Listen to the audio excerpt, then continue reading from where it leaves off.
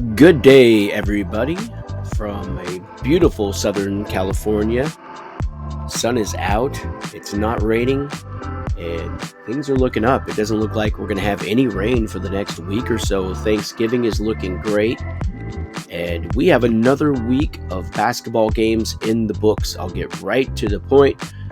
On your screen right here, you have the top 10 players from this last game period, and I have all 20 players from the last game period ranked here as well. We'll just kind of go over those, and also I'll go over the new box score look, because this morning I had a little bit of trouble with the posting Excel links to the spreadsheet documents. It was being really glitchy. It was saying can't share right now. There's an error in this document. I don't understand it. None of this has ever happened before. But I also get the feeling that some of you guys didn't really like those links anyways. So this might work out a lot better. Let me resize this here. As you can see, this is a post that I made. Saying it's right there. But these are the new box score looks. This is the way it's going to go. I like this because, you go to this posting here, which is on the league forum, and the posting is week 5 box scores and game results. So let's just go back and you'll see what I'm talking about.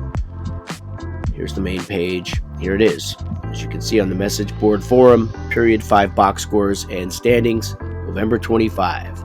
So we'll click on that and we will pull up our box scores. So as you can see, the header here, San Diego Saints is the leadoff box score.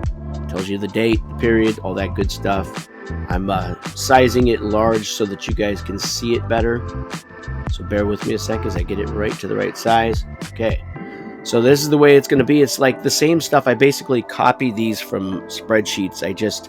I have the spreadsheet document, and then I highlight the information I want to copy, and I bring it here to the forum, and it worked out great. I can't believe how well this worked out. So I like this format too, because you don't have to click on links. You don't have to worry about your technology working out, with Excel. At any rate, you can see that it's basically just, here's your box score. It's going to look like this. There's the Saints. If you scroll down, you'll see the Carolina Copperheads. Keep scrolling down. They're all here now. This is the way it's going to go from here on out. You just go to the post and you can see everybody's box score. Okay, so good enough. And I guess I'll go over the box score headers really quick here with you guys. I always like to enter all the information like pertaining to each player's, like his team, his position, his age, his salary. And then these numbers right here is his fantasy points per game this week, this period. This is the number of games he played. This is the average minutes he played per game. And then these are his fantasy minutes. FMIN means fantasy minutes. So if he's your number one guy in the rotation, he gets all of his minutes. As you can see, Clint Capella was the top-ranked center for the Saints. He had 25.9 actual NBA minutes. I always round up or down, so rounded up to 26. He scored 38.25, 174 per 48 minutes. That means if Clint Capella was to play 48 minutes, that's how many points he would score. This was his points he scored in his actual fantasy games this week, or regular NBA games translated to our fantasy score. It was 20.64. That was 38.25 per 48. He played 26 minutes in our league, and he scored 20.71 points. As you can see, that number is very close to this number. This number is a little higher because his minutes were rounded up. And that's the way it's done. And you can see, I think one of the reasons, I don't know, maybe one of the reasons it was hard to get the links to translate was because I kind of made the box scores a little bit more organized. As you can see here, I added reserves column. I've never done that before. I simply just organized your box score players by how many fantasy minutes they had. Now I'm actually showing you who your starting 5 is and who your key reserves are, and then the guys who did not play. I hope you guys enjoy that. It'll make these box scores maybe a little bit more coherent to look at. And this kind of gives you an idea like who's not playing, right? You might check out these numbers over here, these 48-minute stats, to find out if maybe there's a guy that's out of your rotation who's not getting minutes, if he's better than the guys that are getting minutes. Or maybe you're doing a good job of creating your ranking list. Also, if you're doing best ball, you'll see if you're wasting some players here. I think there was an example of that down here with Denver, if I'm not mistaken. Denver might have had a DNP that was better. Shooting guard Keon Ellis had a 20.51 points per 48 minutes, and the backup point or shooting guard for Denver this week was Grady Dick, and he averaged 11.45 per 48 minutes. Grady Dick got the minutes because Denver's playing best ball, and best ball is based on the season total accumulated gross stats for a player. So Grady Dick has outscored Keon Ellis on the season in gross numbers, but per minute, Keon Ellis perhaps is a better player. So that's why it's important to maybe make a ranking list over going best ball. Also, let's say you have a player coming off of injury, and I have another example of that one. Let me find Houston here. The Rockets have Scotty Barnes coming off of an injury now, and you know that you would rather have Scotty Barnes playing at power forward over Santi Aldama, although Santi Aldama is not too bad. He had averaged 29.86 per 48, which was just barely lower than Scotty Barnes at 30.23. So this didn't really hurt the Rockets and William this week because Santi Aldama was so good. But in the future, William might want to submit a ranking list putting Scotty Barnes ahead of Santi Aldama if he wants to make sure Scotty Barnes gets the priority on the minutes. As you can see, Scotty had played 20 minutes in this league, and he had 31 minutes in real life. If Santi Aldama had been very bad this week, that would have been a major loss. And here's another thing. You don't really have to rank every player within every position. You could just give me a group of 5 players that you want to be prioritized, and I'll understand what you mean. It could be any positions. It could be a jumbled up mix of players, but I always go to that list of guys and say, okay, I see that he wants, this guy and that guy and that guy to be, the top minutes getters at their respective positions. I hope that makes sense to you guys. I don't think it's too complex. Just, rank. You don't have to rank every player is my point. Everything else could be best ball. You might rank 3 players, maybe even just 1, 4, whatever number you can think of. And the rest I will assume to be best ball, which is based on the season accumulated stats. It's not the current week. So remember that. You're not getting best ball based on the current week. It's based on the whole season. So if you have a guy who's been out for a number of weeks and he comes back into the lineup, an example for the Saints would be Ja Morant. Just go back up here to the Saints real quick here. Ja Morant right now is a DNP because he didn't play this week. But believe you me, I always have Ja Morant ranked as my number 1 point guard, even ahead of Chris Paul, who's actually been giving us some great numbers. As you can see this week, Chris Paul played 30 minutes in the NBA, played 30 minutes for the Saints. He was at 29.10 per 48. So a very good player to have in the lineup. But Ja Morant obviously has more potential than that even though Paul's putting up some very good numbers at point guard. Ja Morant usually gets him in the 30s per 48 minutes. So moving along, I'm going to make this video as short as possible. We're just going to go over the top players from this week for fun. Number 1 was the Carolina Panthers, the Copperheads. That is Mark Jones's team. Nikola Jokic is a weapon for the Copperheads, and he had a great week this week. He was the best fantasy player, and I'll tell you something about the Copperheads. This is a team, as I looked them up, this is a team that has a lot of potential based on the fact that they're spending only $198 million. And this current week, they scored 137.98 points, which was good for the second best record for the week. The Copperheads could pick up a player worth about $12 million. And basically, they've got some issues. Maybe at power forward, Kamara may not be the best guy that they could get. Maybe they could change Kamara's position. I'm not really sure of his eligibility. But, there's some things that they can do to surround Nikola Jokic here with some talent. Because as long as they have this guy, Jokic, right there, This team is very, very good. As you can see, second best record, and a lot of it was based on Nikola Jokic. Now, Evan Mobley, the power forward, had a good game. The small forward, Franz Wagner, had a good game. I'd say LaMelo Ball at the shooter had a pretty good game. Tyrese Halliburton struggled a little bit, but it happens, so you're going to stick with him. But the bench is where I look.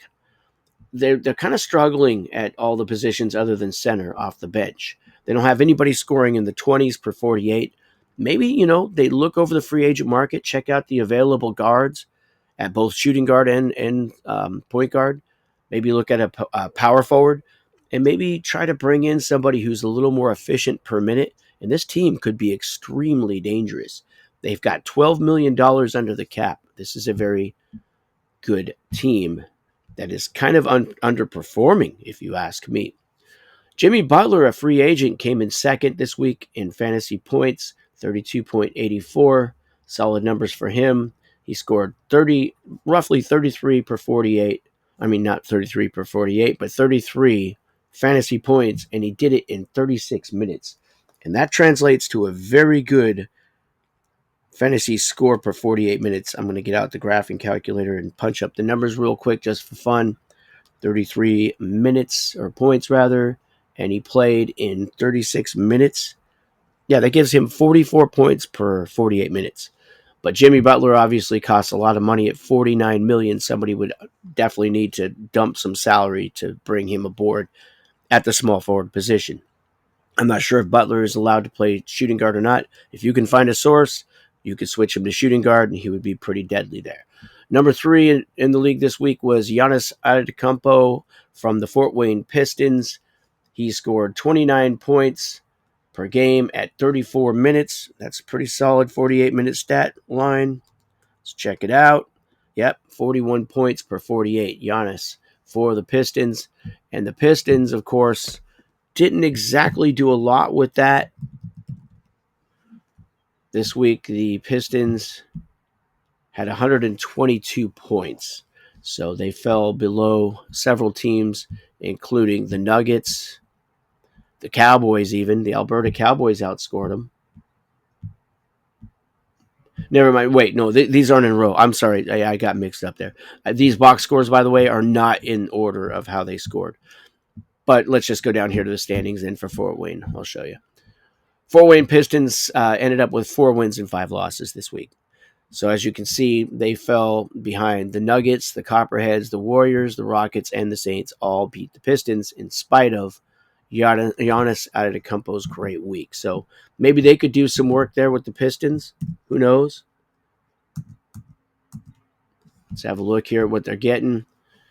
Pretty good numbers from the center all the way through the...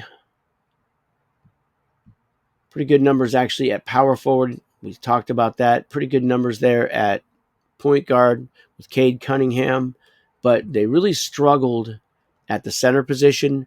Bam Adebayo and his 23.6 per 48. That's not really going to get it done. Peyton Watson at small forward at 17 points. Not really going to get it done. They lost some pretty strong minutes at the point guard from Jalen Brunson. He averaged about 28 per 48. But of course, Cunningham was pretty close to that. So basically, I'm seeing a problem at small forward here, and this team could use some depth. That was the problem. Their small forward, Paolo Banchero, is out with an injury. I forgot about that. So that would explain why the Pistons are falling short. And Banchero is supposed to be out for an extended period of time, so that is an issue for the Pistons. They're going to need to clean that up. I'm going to keep this just to the top 10 to make this video short. Jusuf Nurkic came in 4th this week. He plays for the Saints, of course.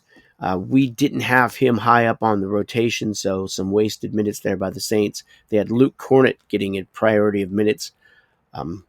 Clint Capella started for the Saints, and he did fine. But I think it's getting down to that point where the Saints are starting to think, you know what? Let's not play around with these role players like Cornett anymore, Filipowski. Let's just go with the 2 big boys, Clint Capella, Jusuf Nurkic. There's always going to be maybe a few minutes left over for that 3rd guy. Either it would be Cornett or Filipowski. Right now, Cornett has an injury, so Filipowski would be the guy.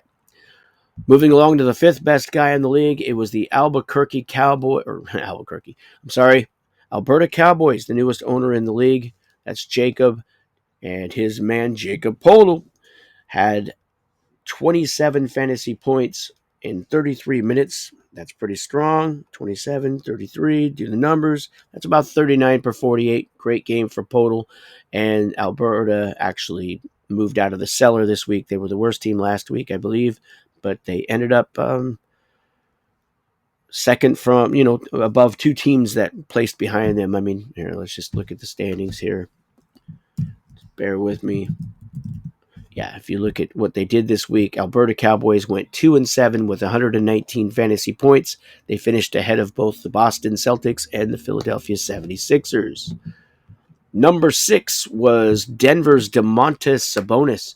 And of course, Denver had a strong week, but not as strong as they could or would usually. 5-4, as you can see here. 129 points is pretty decent, but the Nuggets fell behind 4 teams. And they dropped to 32-10, everybody versus everybody on the season, and that translates to a 13-4 NBA record. As you can see, what I do here is I take your everybody versus everybody record. Each week, we all play each other, and I keep track of that, and I take that winning percentage and multiply it by the number of games that are typically played in the NBA to this point. This week, that number was 17.5, and that's how I figure out these records. The Nuggets are currently sitting about 3 games behind the San Diego Saints at 13-4. But the Nuggets are promising to be a very good team this season. In fact, let's just have a look at them real quick here. Victor Wembanyama, that's pretty good lineup up front there with Sabonis and Wembanyama. They have Brandon Miller playing small forward and making just $11.42 million. That's not too bad. Shai Gilgeous, of course, De'Aaron Fox is having a great year. I mean, this is a solid team, and they should be dangerous. But let's not dawdle. Let's move along. We've got Jalen Williams of the Warriors coming in 7th with 27 in 35 minutes. Let's do the numbers on that. Yeah, he averaged 37 per 48. Strong numbers there for Jalen Williams playing the small forward position. And the Warriors, of course, one of the better teams in this league. They've been to the finals many times. They get deep into the playoffs anyways in the first 2 seasons we played.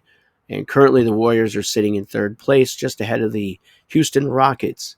And the Warriors this past week ended up with 7 wins and 2 losses on 139 fantasy points. This is always a good team that is fielded by Phil Johnson. Moving along, number 8 was Anthony Davis, another Golden State Warrior. Makes sense. They had a good week, and they had 2 top-level big men playing for them.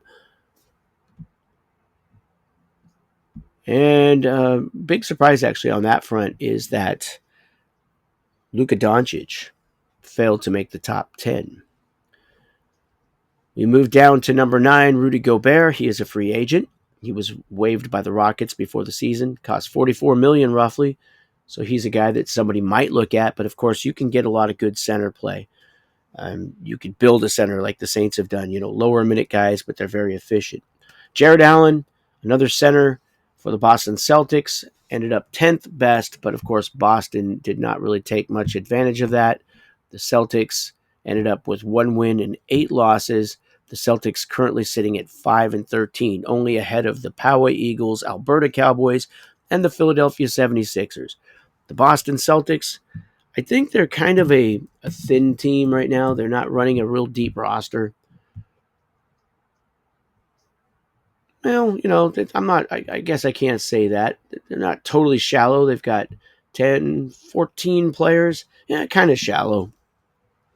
And where I see a problem with this team is basically right here this week at small forward. Brandon Ingram wasn't very good, and definitely the backcourt play of Tyler Hero and Davion Mitchell, definitely not getting it done. I mean, you're getting 15.5 per 48 from Hero.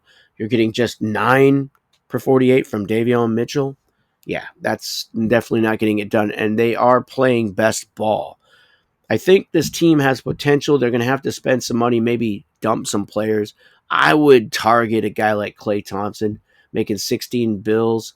I just am not convinced that he's any good. I think he's a great sharpshooter, but I mean, in the NBA, I think you need a lot more than that. And when you look at what's going on with the Dallas Mavericks, they're utilizing Klay Thompson to a certain extent. I think it's to their detriment, quite honestly. I think that I would never have this guy on my roster, but maybe back in the old days. But he is kind of a one-dimensional player, and in fantasy basketball, that doesn't really translate. It's kind of hard to simulate the effectiveness of a sharpshooter in fantasy basketball because it's just one category. So Klay is one of those enigma type players, I guess. But in this league, since he's not really a great fantasy player, I would probably consider not using him. I mean, I would just get rid of him. At $15.87 million, I think you could get a few talented players, good role players, to fill out your roster. That's a problem for me. I think other guys that they're probably spending a little too much money on might be, I don't know, Brandon Ingram at 3601. I'm not really sure, how good he is. He's making a lot of money there. Siakam, I think, fair enough on Siakam. He's a decent enough player. You can take a chance on him. A bit spendy at $42 million. Tyler Hero definitely at $29 million. I mean, there's some potential here for this Boston Celtics team to get better. I think they just got to clean out some big contracts and take another look at that free agent market and see if they can change out a few things and build their team back. At any rate, I'm going to stop right here. I think I've rambled on long enough. I'm going to work on getting a little bit more smooth with the production, but other than that, put in those depth charts, guys. You got until game time tomorrow. That's Tuesday. That gives you a little bit of a preview on Monday to see how some of your players have been doing. And of course, we have a free agent draft coming up in just a few minutes. I'm looking at 11:54 Pacific time. So in 6 minutes, those free agent transactions are going to go through. So this gives you a chance to look at your free agents, what you might have gotten, and then make a depth chart based on that. Wow. 76 and sunny right now here in San Diego. Amazing. I'm in East County, so I'm in the warmer part of the city. But man, it is almost Thanksgiving and the weather is gorgeous. You know what? I really hope we don't get a lot of rain this year. I'll be honest. I'm not a big fan. I'm from Oregon, and you know what? I don't miss the rain. At that, I'm going to say good day, everybody, and I'll talk to you real soon. Thanks for playing.